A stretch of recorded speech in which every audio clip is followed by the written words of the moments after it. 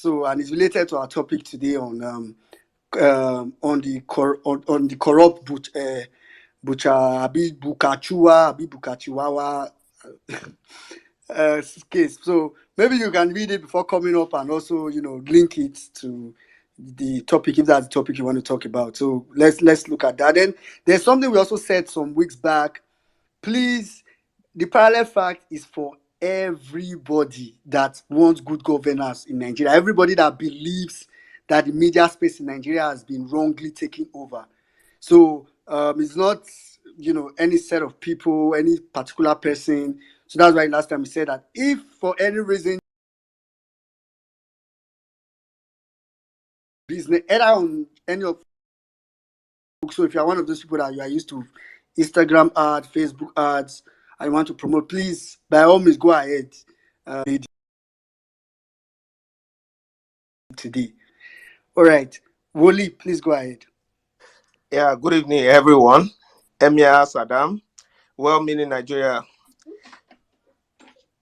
Jimmy, everyone, I greet you, and I really appreciate your work, and I bless God that everything will work out perfectly by the special grace of God. Yeah, a very quick one. With the look of things, I will quickly talk about the PEPT slash corrupt Bulkachuwa, basically, with the look of things, I can tell you categorically, I can tell everyone that they have lost this tribunal. APC have lost this tribunal. It is very, very glaring. They know. They are not even looking at the tribunal at the moment right now. It is the Supreme that they are focusing on. I can tell you this. Go and write it down like I'm talking about this at the moment right now. Just put it down that somebody, Woli, talk about this thing.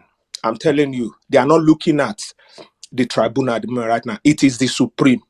And personally, what I believe that I think we can do at the moment right now, even the legal team of our principal, I will advise them that with all the evidences that they have dropped at the moment right now, if they still have more, I will advise them that they keep that more for the Supreme. And then what we are going to do based on the Supreme, the Chief Justice, Aruola or Aruo Oja, one Yoruba guy like that. I'm a Yoruba boy, but I'm telling you this, these people are criminals. But you see, what we need to do is so simple. Everything that has been happening, all the evil things they've been doing over the years, we'll put them down in Yoruba, Hausa, Igbo. Let everybody know. If you do the wrong thing this time around, somebody like this Niger guy that is in the US now, that is in prison in the US, will come back and tell us that he want to become Nigerian president or he want to become a senator, and nobody will stop him. I can tell you this. They have to do the right thing. The Supreme Court is where we're supposed to focus now, not this tribunal. This tribunal is gone. I can tell you this. It is gone. They've lost it. They know themselves that they have lost it. They are just focusing on the Supreme. What we need to do is just to focus on the Chief Justice and every other 7 members that will be part of him in the team. Look at their profile, what they have handled in the time past, how corrupt they are. Push it out, both in Yoruba, Hausa, Igbo. Let people hear, and then let's see whether they are going to do the right thing or they will do the wrong thing. I yield the mic. Thank you. All right, thank you very much, Willie. I actually wanted you to finish your submission before I try to clarify some of the things you said. So first of all, for me, when you said that, if you are really sure that they are not focusing on the tribunal, for me, that's good news. I don't want them to focus on the tribunal. Let them take it. In fact, when Jimmy was trying to say it earlier, I wanted to say, Jimmy, off your mic. I don't want them. Let them not focus. But for what you said, as per at the Supreme Court, what is going to happen is appealing. There will be no tendering of evidence. So trust me, I don't like when people come to try to advise the lawyers on what to do or something. But trust me, those guys that you see, I beg, just forget. So every evidence they have to tender it now. At the Supreme Court, they don't need to tender evidence. They'll just only look at the judgment. So I just needed to clarify that. But I get what you were trying to say as per But I want them to actually not focus on the Supreme Court, to not focus on the. Thank you for the heads up. Yeah, I Yeah, appreciate yeah. that. Yeah. Thank you very much, Willie. All right, let's quickly go to. All right, Nubian Queen. Dr. OJ, your hand is not up, so please raise up your hand. Nubian Queen, please go ahead. Good evening, everybody. My name is actually Belinda, and I am in Scotland. I just want to give my patriot salute to all of you obedient. I've been following this space and other spaces that all the obedience all over the world are running. I mean, every morning my first cup of tea is to turn on Twitter and just see the amazing work you guys are doing. Don't think it's not working. I mean, the very moment that they said, oh, people abroad in diaspora, you cannot vote, I knew why they did that. And I was telling someone, they have a game plan and it's all playing out before our eyes. But it's not going to work because unfortunately they messed with the wrong group and they messed with woke people.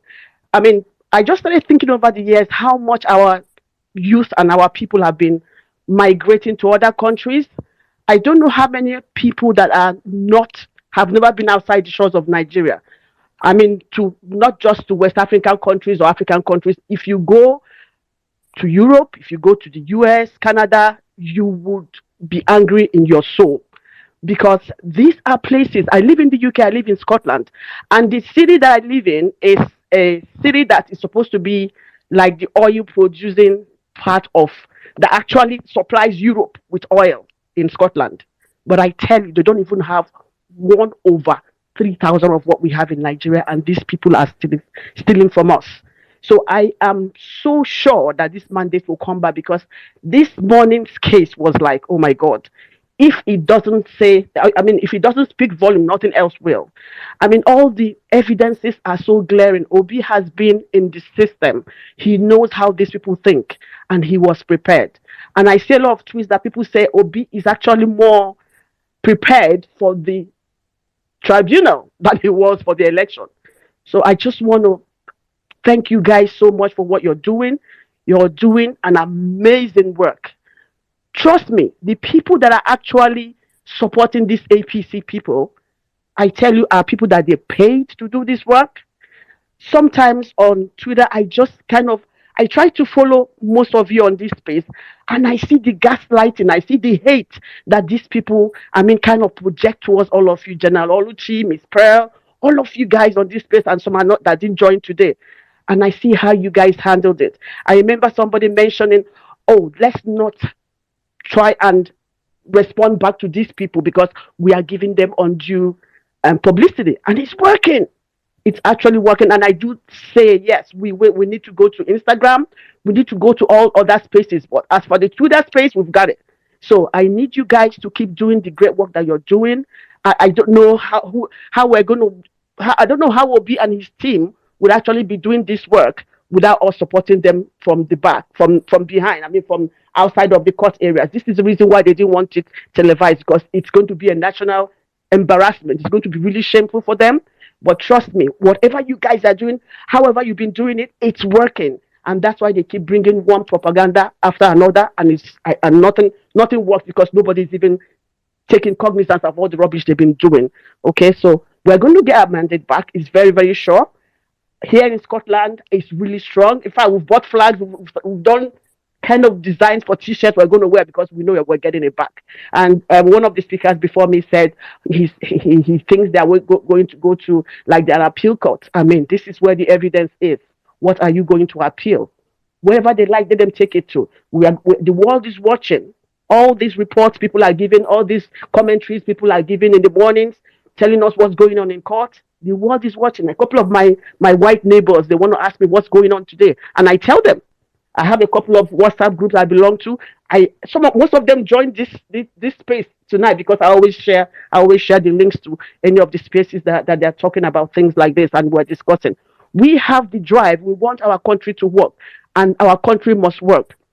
And for what's happening in the judiciary, all the evidences that are coming out, all the things that are, yeah, I'm going to hand over the mic in a bit. It's not a mistake that is happening. The Lord, I'm a Christian, and I know God is listening to our prayers, and he's gradually embarrassing all of them. He's exposing them, and that's one of our winning points.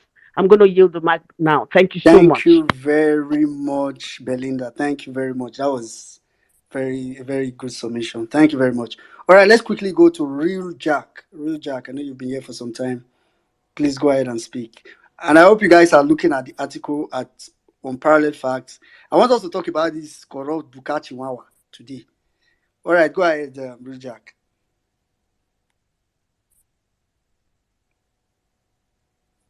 Real Jack, are you there?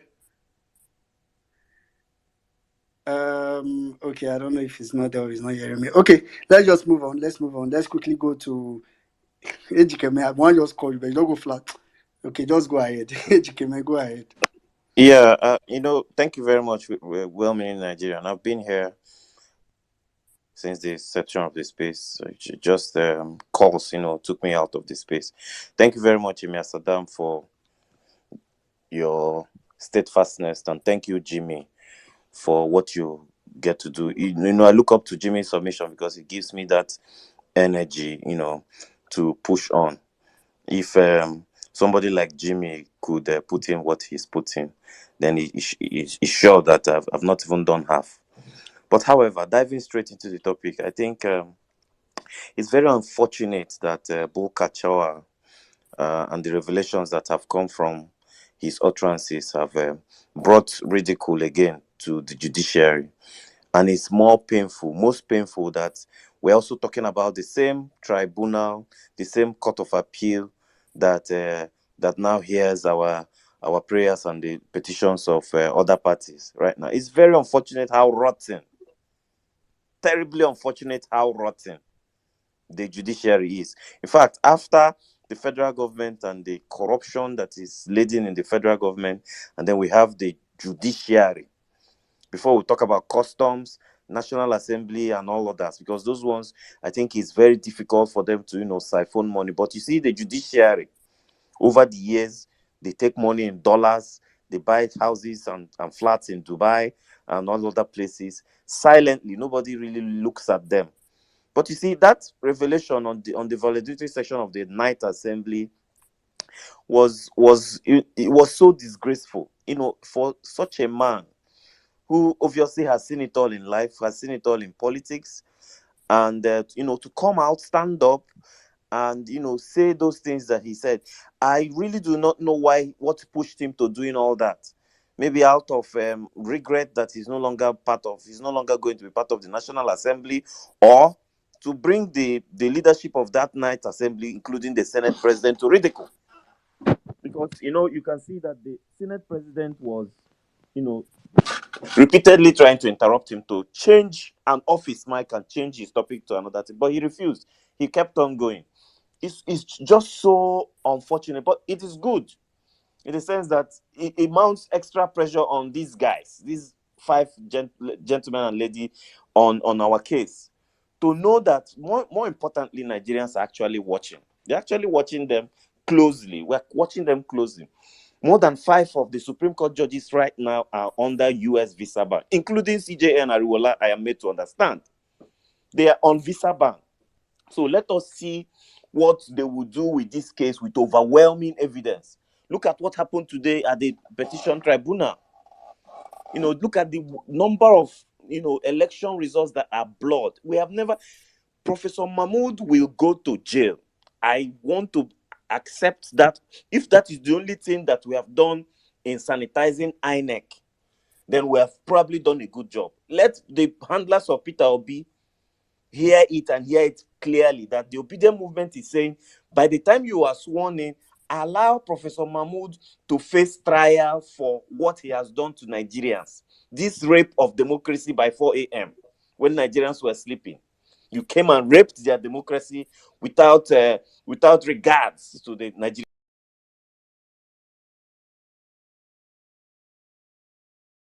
Come object of ridicule to other African countries that never even smelt our backs and never came close when we were talking, simply because of what you have done, irrespective of the fact that you were given more than 300 billion naira to make sure that this election will be a cutting-edge election with cutting-edge technology to make sure that the mandate of the people is preserved and upheld. But you chose to take drug money from the criminal drug baron and brought us to this shame and ridicule. So, yes, you can run as much as you can, but you will never hide. We can subpoena you. PDP can subpoena you to come and defend yourself in court, and you will send somebody else. But you are not going to hide. Justice must find you. Justice must be brought upon you, to serve as deterrent for future elections in this our country, Nigeria. Yes, we are all patriotic Nigerians, and we will hope that Peter Obi does this by the time he is announced the president. Then, of course, AirPeace. What more can I say? It's just unfortunate that the CEO of AirPeace, came on national TV and was almost close to tears. What else is wrong except for nepotism, except for tribalism? Let us say the truth. This is a man that says that he's in his office, Boeing is coming, they are delivering material, quality aircraft, and just like Saddam said, this is a man that has brought out his time, his energy, and his money, his talent, his planes to rescue Nigerians. What stops the Nigerian government from going into a kind of partnership with AirPeace and making it an air carrier? Give some percentage to the government that he's going to return as a ROI, return on investment. That is how to grow Nigeria. But because he's an Igbo man, because he's not from the north, the tribalism and bigotry will not allow Nigerians, to reap the fruits of such ingenuity from such a man. Well, unfortunately, in the imagined Nigeria that we envisage, issues of tribalism will be a thing of the past. It will be gone like subsidy. Yes, and that is the only way. Anyway, we will continue to hold the narrative here and offline that a criminal drug baron will snatch it, but he's hell no not running away with this, and we will get him to that box 18 and take away this mandate from him, put Nigeria on the right track once again. Thank you very much, 1 million Nigerian and everybody in the space. I yield the mic. All right. Thank you very much. Thank you very much, Ejikeme. Okay, I think Dr. Oji have dropped. All right, I'll just quickly go to, so I can go to a lady. I'll quickly go to TK. TK, are you here? TK. All right, if TK is not there, let me go to Samuel. Samuel, I know you were here at the beginning of this space, and Jimmy had to drop, Otuba had to drop you to bring in UC Maxwell. Please go ahead, Samuel. 4 minutes. Okay. Hello, can you hear me? It's muffled, kind of, so I don't know. But go ahead, let me hear. Listen.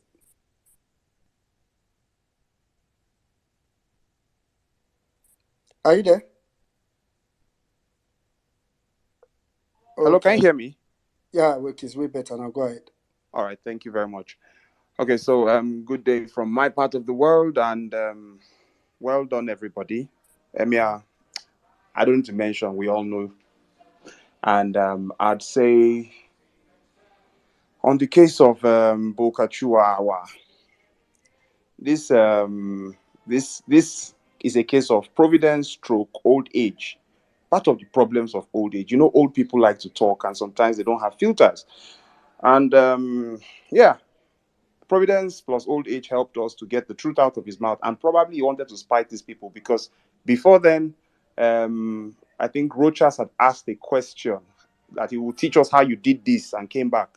So he needed to tell the world what they were able to do for them. However, the thing did not work for him because powers that be, Tanko's power too, kicked him out. So he just needed to spite some people.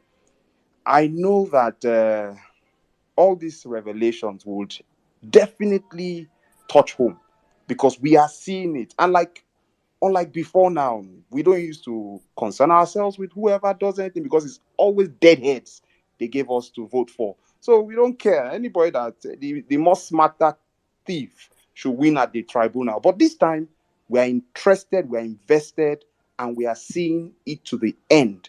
And everybody knows. The judiciary knows. They feel the pulse. And I trust that as much as I don't trust them and I don't believe them, but I believe that they will do what is right because even them go collect. For Bawa, that one has always been a mini rogue. Like those that have come before him. We've always had crazy people in that office because we put Shena square hole inside round peg. Those guys are thieves, always indicted of one crime or the other.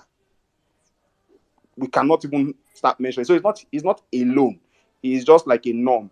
And anybody praising the fact that they removed a thief, yeah, it's normal. A new person comes in, he chooses a new person to work with him. So let's forget that thing. For Sirika, the days, maybe they are numbered, maybe they are not. Whatever they want to do with that fellow, he will chop his own cane when the time is right. I am so glad to see what is happening with the PEPT. Like, I am blown away at the preparedness of our principal. It shows that we are not following a goat. See, before now, have you seen article in